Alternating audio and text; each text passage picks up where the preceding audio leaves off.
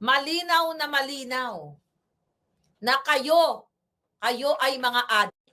Abangan nyo yung ating susunod na vlog patungkol sa documents na hawak natin tungkol kay Tantoco. Detalyado ito. Ilang page siya? 1. Tayo mong haba nito. Oh. Ang haba ng mga dokumento. O Lisa, handa ka na ba dito? O, di na. Handa ka na ba?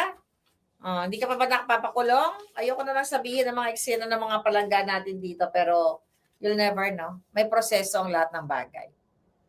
Hindi kayo forever na nasa pwesto. Balang araw, makukulong din kayo sa lahat ng kababuyan ninyo. Diba? It's either sumabog na lang yung mga utak ninyo dahil sa pagiging addict ninyo. Imagine mo, hawak ko na yung authentication, hawak ko pa ang buong dokumento sa pagkamatay ng kanilang kasamahan na nag-addict sa pulburon.